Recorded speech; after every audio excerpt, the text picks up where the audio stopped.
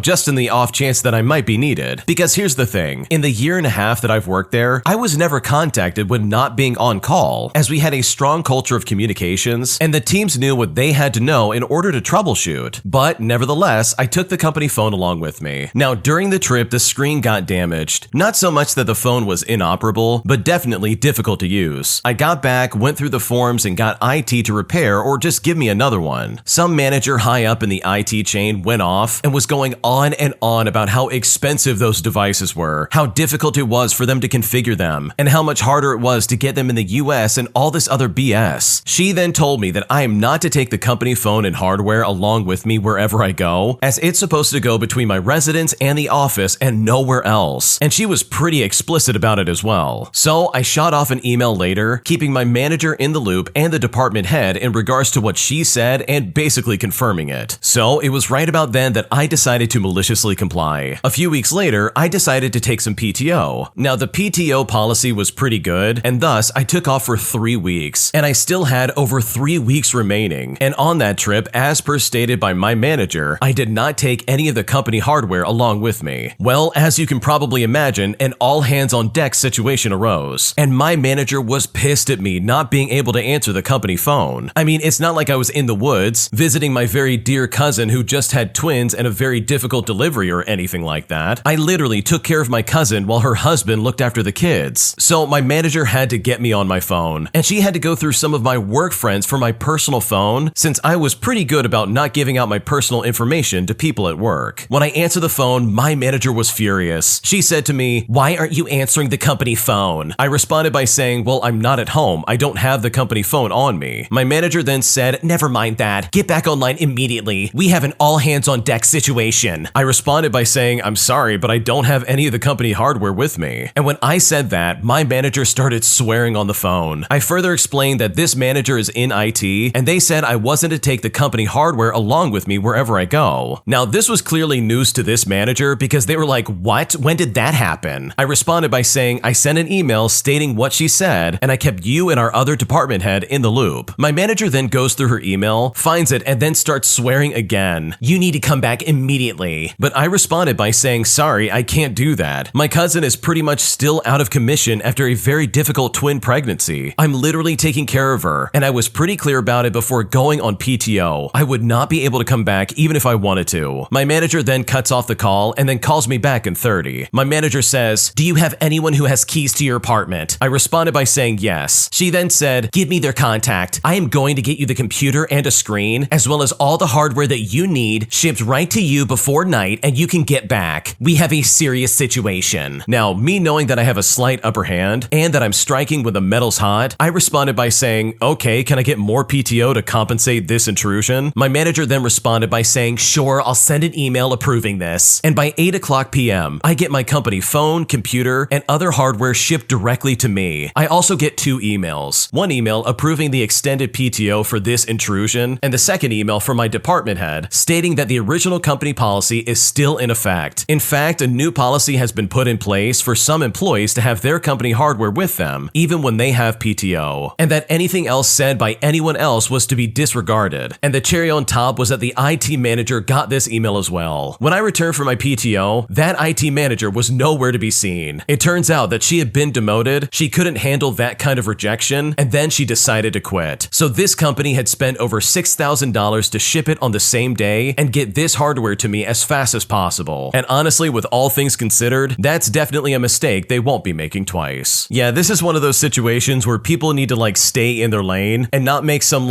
overarching sweeping regulation over something so minor. It's so stupid making some kind of policy like that where you're like, okay, you can't take that phone anywhere besides your job or your home. It's like, seriously, do you have to be that strict? You're seriously gonna make my life more difficult just because of one incident. It's not like the original poster broke the phone on purpose, like come on. And the fact that they did this while you were on PTO, and they're like, no, you have to come in, we need you right now. And that they spent $6,000 to get this figured out, in my opinion, is so overboard it's not even funny. Like that IT manager that made this call is a complete idiot, and they had no business being in that kind of like leadership position. So yeah, hopefully that doesn't happen again because these people clearly do not know what they're doing. I caught my dad cheating on my mom for the 5th time in a row, and after dealing with this 4 previous times in my life, I'm now contemplating if I should even tell my mom in the first place, since she seems very apathetic about the situation as a whole. Here's what happened. So yes, I know what you're thinking. As the title states, this is the 5th time I caught my dad cheating on my mom, and honestly, I think at this point I really have lost count, and I really think my mom is just over it at this point. The first time was rough, and I even went out of my way messaging my dad's mistress and going off on her. They had to go to counseling with a pastor, but it clearly didn't help. The second time, I caught my dad again. I kept seeing a name pop up on his phone, and it was someone that I didn't know. So I cried to my mom, but she was more concerned with how I felt. She was shocked by this, but her seeing me cry, I guess made her realize that she's not the only one being hurt by this. The third time was just like the second time. Another name popped up, I told my mom and she shrugged it off, and literally said, well, as long as he's doing his fatherly duties. The fourth time came along and my mom still didn't care. Well, the 5th time was recently. My dad's been on his phone more often than usual, and a woman who we will call Vanessa keeps popping up. And here's the thing, I don't know of Vanessa. My dad even showered in the middle of the day today, which is something he never does. I got home from a day out and he was not home. I called him and I asked where he was, but he just said he was somewhere. But meanwhile, it's 9:00 p.m. on a Friday. I mean, he's the definition of lazy. He hates going out, and yet he's out on a Friday night, but he just kept saying that he's somewhere. And that's when I knew. So I asked my brother to call him, and he said the same thing. He said, oh, I'm somewhere. Why are you asking? And at this point, we both knew what was going on. So should I tell my mom? My brother and I both know that she's not going to do anything about it. They have zero love towards each other, and they are honestly just roommates at this point. And if she does do anything, she's gonna ask him what's going on, and he's gonna say no or make a joke about him cheating just to overthrow the fact that he is. And he's gonna storm away because he got caught and no one's gonna talk to each other for about a week or two. What should I do? Wow, your dad's a horrible person. I can pretty much say that confidently. He's cheating on his wife actively, and he's done it, what, 5 times that you know about? Like, that is crazy to me, because you and your mom absolutely do not deserve that. Your brother does not deserve that. Like, he clearly just doesn't care about anything going on in this family. He doesn't care that he's ruining your life and your mother's life, and he's taking away so much happiness that all of you could be enjoying. So to that end, I'm really sorry that you're dealing with this. But if I was in your shoes, and I can only speak for myself, I would not only tell my mom that yes, dad's cheating on you again, but I would also tell my dad and be like, hey, the way you're treating mom is awful. This is incredibly disrespectful, and I can't believe that you're doing this again. Like, this guy is a massive coward, and he's such a terrible father, because what he's doing is unacceptable, and you and your family deserve so much better than this. If you like Am I the Jerk, you're probably going to love Am I the Genius. Check it out, link down below in the description. Also, go to amithejerk.com/submit if you would like to submit your own stories. My parents have changed dramatically after the pandemic, becoming lazy and spiteful people, even though I've tried to step in and help them in various ways. And now I feel like I'm at such a loss and I don't know what to do. Here's what happened. Okay, for the last 5 to 10 years, my parents have simply stopped living their lives for like no reason. They've never really had friends, simply because they like doing their own thing, and I totally respect that. But for about the last 10 years, they have had no one in their lives. My mother got the absolute fear of God put into her during the pandemic, and not long before the pandemic, she discovered from a doctor that she has an artery disease from smoking for the better part of 40 years. She has become pretty much agoraphobic, and everything has to be delivered to the house. I mean, you can see the sign of the store from her backyard, but it still has to be delivered. And she still won't go out to meet the delivery driver either. Whether it's groceries, lunch, dinner, odds and ends, or even like medications, all of it has to be delivered. And I just don't know how she is continuing to operate for almost 4 years like this. One of her main reasons for not meeting people in person and going into stores anymore is her saying that she's not dressed up for all that. But when you look at her, she's dressed completely normal. She thinks that she has to get all dressed up just to run into Walmart or something like that for what, 5 minutes? They also needed someone to do a little yard work back in the spring. It was just mowing the grass and trimming the bushes. It was nothing serious. My mother forces me to be at home when he shows up so that I can be the one to talk to the guy. And the whole time she's watching me talk to him through the glass door. When when I step back into the house to tell her what he said, she retreats deep into the house to talk to me. She says to me, "He didn't see me watching through the door, did he?" And I just told her, "Mom, you're standing 10 feet away from us while standing in plain view of us, and you're watching while on the phone with Dad. Yes, of course he saw you." Well, she then said that this is one of the reasons she didn't want to hire him. Now, because the last doctor discovered that she had peripheral artery disease, she refuses to see a doctor for anything now, and instead, it always now has to be via the telephone. And if that doctor over the phone didn't tell her exactly what she wanted to hear, then she would just find another. It's exhausting trying to explain very basic medical things to her, such as trying to explain to her that antibiotics don't work on viruses and things of that nature. She's one of those people who will stop taking her antibiotics 3 days before they run out so that she has more for later so that she can take them the next time she gets sick without having to go to the doctor. She simply doesn't understand why that is so dangerous. She's one of those people that when she gets a new medication, the first thing that she does is read all of the side effects to know how bad it's going to get for her. And she does other stuff similar to this nonsense all the time. And the thing is, she never did this while I was growing up or even in my 20s. Both of my parents have also completely stopped solving problems in a logical manner. Take a medical problem that I'm currently having for an example. There is a bit of communication error between my doctor's office and the specialist he wants me to see. My main doctor's office won't call me back for the better part of 3 weeks. So I call my main doctor's office for the 4th time today to speak to the office manager just so I can finally get this all fixed. And when I tell my mom about this, she freaks out on me. I literally say to her, "Hey, so I finally talked to the office manager." And she responds frantic, saying to me, "Why would you do that?" I looked at her and I said, "Because the problem is now fixed." And I explained that I now know who I'm seeing and where I need to go. Well, my mom rolled her eyes. She said, "Oh my God, you just need to let this go." And she said this as if she's tired of hearing about it. I said to her, "No, I'm still having symptoms after 3 weeks. I need to see the specialist and now I can do that." Well, my mom just let out a frustrated sigh, but I continued and said, "I think I have IBS, Mom. I need to see the specialist. These symptoms should not be lasting this long." Now, she finally did let it go, but she seemed extremely reluctant to do so. She also just doesn't pay attention to the world around her anymore. I mean, she is just completely clueless now. And my mom was never the most active person ever, but she didn't just sit at home 24/7 and get dumber by the day either. Now, my dad is also in the same boat where he literally just won't solve any problems. We thought the upstairs AC was going out a few days ago, and I told both of my parents that I would help them make the calls and stuff like that just to try and get it looked into. Well, this became a huge thing all of a sudden. Both of my parents started screaming, "Oh my God," especially when they hear the AC slowing down just a little bit. Now, what's my dad's solution to this? He moves about a shovel full of yard debris from around the AC unit, and that's literally it. That's his entire solution. Meanwhile, we're dealing with 100-degree heat. They literally just refuse to have anyone come out and check on the unit. It is so confusing. They also have some of those ceiling fans in the house that are remote controlled. One of these fans is in their bedroom, and they lost the remotes for both of the ceiling fans, and they just don't even care. And now they just won't use the fan or the light in their bedroom, and they have no interest in getting it to work even though their bedroom is really dark. They also have some plumbing problems in the house that is literally just caused by the caulk around the spigot head in the bathtub and a sink. And guess what? They won't get that fixed either. And it's been like that for several years. I'm pretty sure one of them is leaking through a wall, and it's making a small soft spot on the hardwood floor in the downstairs hallway. And yet still, they won't even consider fixing it. If I offer to grab a thing of caulk and see what I can do, it then becomes a huge thing again that I tried to fix a problem. But this soft spot has been going on for years at this point. And this is just the more major stuff that I can think of off the top of my head. They both still work with my mom working from home, and my dad is an absolute physical specimen, and he is in great shape and sees his doctor regularly. But my mom has spiraled out of control since the last few months before the pandemic, and she just refuses to do anything at all. And she is now getting insanely lazy. And I just have to say, these are not my parents. I understand that they like to sit around and relax. I mean, I do too. But at least I take things seriously that should be taken seriously. I also solve problems when they need to be solved, instead of waiting for years to do something about a problem. I just don't know what to do about them or how to help them anymore. Should I just take a step back and let them figure this out on their own? What should I do? Wow, this is really disappointing to hear, because it seems like, at least according to the original poster, their parents have always been like very motivated people, and they've worked hard to get things done for the most part, or at least at the bare minimum that anyone else would do. But now that they're 64 years old, they've just kind of like given up on everything, and then anytime you try to solve the problem, they freak out on you. Like, that's really weird behavior, and I'm honestly so sorry you're dealing with that. So hopefully there's some way this can turn around, because what you described sounds incredibly sad and very frustrating. frustrating. Am I the jerk for refusing to financially support my sister after she decided to become a single mother? Here's what happened. I'm a 32-year-old male, and I have a sister who's 34 who we will call Emily for the sake of the story, and she has always wanted to be a mother, but unfortunately she was not able to find the right partner. After years of waiting, I suggested that she try IVF treatment. I even helped her research the process and find some clinics. She loved the idea and decided to go ahead with it. Now, Emily had the financial means to afford IVF on her own, but it meant that she had to cut back on creature comforts and luxuries for the foreseeable future. 2 months ago, after her 4th round of treatment, she finally got pregnant. The whole family is very happy for her, and she's happy as well. She didn't expect it to take so many rounds of treatment though, so the bill ended up higher than she was prepared for. She does have enough money to support herself, but not very comfortably. She asked our family for help so she wouldn't have to make even more sacrifices. Our parents are retired and living on a fixed income, so they really can't contribute much, so this leaves me as her main source of potential financial support. Last week, Emily sat me down and asked me for money, and I have no issues with people choosing to be single parents if they can afford it, but I don't believe it's fair to ask others to finance such a personal choice, especially when there are significant long-term financial commitments involved. I have a wife and a newborn son. While we do have some extra money, we are using it to keep our own little family comfortable and save up for a bigger house. And for reference, we're currently living in a single-bedroom condo. I told Emily that I would not be able to help foot the bill, and Emily was heartbroken and furious. She argued that family is supposed to support each other and that I'm being selfish and judgmental. Our parents are also upset with me, saying that I'm not being a good brother. They think I should help her because she's family and that this is her dream. They're also especially upset because it was my idea and I helped her research it. I offered to help Emily by letting her eat dinner with us nightly since she does live nearby, and letting her use my car, which is cheaper to run since it is electric. But she said that's not nearly enough. I have my own family to think about, and I've got my own financial goals to achieve. I feel it is unreasonable to put myself in a difficult financial position for something that is Emily's personal choice, even if I did initially suggest it. Now, it's also important to know that my sister is a homeowner with a slightly bigger house than mine and makes slightly more money than I do. She can absolutely afford a child. She took from her savings to pay for the 4th round of IVF and is rebuilding it as fast as possible by not spending. It isn't like she didn't budget, she just doesn't like being frugal. So am I the jerk for not wanting to support her financially? What should I do? No, you're not the jerk in this situation. Emily is being incredibly selfish and is basically trying to guilt trip you for a personal decision that she made. The fact that your parents also were like, oh, you've got to help her out, that's her dream. Like, that's a really silly thing to say if you think about it. Like, this is a human being that she's supposed to be taking care of. And this is something that she willingly took upon herself, despite anything they tried to pin on the original poster. Like, he didn't force her to get into this. He was just trying to be nice and help her out. Like, for them to be like, oh yeah, you're in on this too. Or even like imply for a second that he's also responsible. Like, that is insane in my opinion, and that is not okay. So no, you're definitely not the jerk, because it sounds like your sister is well off as it is, and she absolutely can afford this. A group of entitled jerks in an emergency room get angry and furious when my mom goes ahead of them after having a stroke, claiming that they had been waiting for hours and that she did not deserve any kind of special treatment. And I'm honestly still blown away by this level of entitlement. Here's what happened. So 2 years ago, my mom had the first of 2 strokes that left her disabled and eventually led to her death 19 months later. She complained of a headache for a few days and asked about going to the ER, but she said it was getting better. But the next morning, she displayed symptoms like she had with the previous stroke. She was confused and had a shuffling gait, and it was honestly not the usual symptoms, but I kind of knew what was going on. Since an ambulance would take her to the worst hospital in the county, I convinced her to get in an Uber with me to go to the doctor's office. But in reality, I was taking her to the ER because I knew she would refuse to go if I said that. By the time we got to the ER, I knew they would treat her well, but she was also having trouble walking, so I grabbed a wheelchair and I wheeled her in. I told the front desk her information and that she was having the symptoms of a stroke. Then we went to go sit down in the waiting room. About 3 minutes later, a nurse came out and took us straight back to a room. Well, apparently there was a lot of grumbling from the others in the waiting room, which I was too stressed to notice in the first place. A friend was coming to meet us and she had to sit in the waiting room for a few minutes, and she shared with me the rest of what happened. She arrived about 10 minutes after we were taken back and walked into hearing people complaining amongst themselves. Eventually, people were going up to the desk angry, saying that it was unfair that some of them had waited for hours and that my mom had gotten special treatment. I guess some of them even raised their voices because the nurse who had gotten my mom heard them from the triage room and stormed out into the waiting room. He started outright yelling at everybody, literally talking about how people people are seen in order of who is sickest, and that this woman who was taken back right away had a stroke, and there was a very limited amount of time to save her life. A few people tried to keep complaining, and he yelled again that anyone unhappy about it could walk right out the door and go to any of the other dozen hospitals in the metro area. He then called a security officer down to make sure no one started any further issues. So the moral of the story is that if you go to an ER and they make you wait, just be thankful, because it likely means that you're not going to end up disabled or dead. Wow, that is crazy to me. Imagine sitting in the ER room and being like, wow, that person who had a stroke, I deserve to go in front of them. It's like, are you that selfish that you would rather have somebody pass away instead of, I don't know, allowing people to go in the order of who's sickest? Because that nurse makes a fantastic point. They have to go in the order of who's really in need of their help. Like, this is the emergency room after all. So yeah, that kind of behavior really blows my mind, because I can't imagine being that entitled that you would demand to go in front of somebody who clearly could have passed away if they waited any longer. When you subscribe, make sure to hit the bell to turn on notifications. To finish listening to all the stories, check out the playlist at the top of the description. And if you like Am I the Jerk, make sure to subscribe to Am I the Genius. Everything will be linked down below in the description.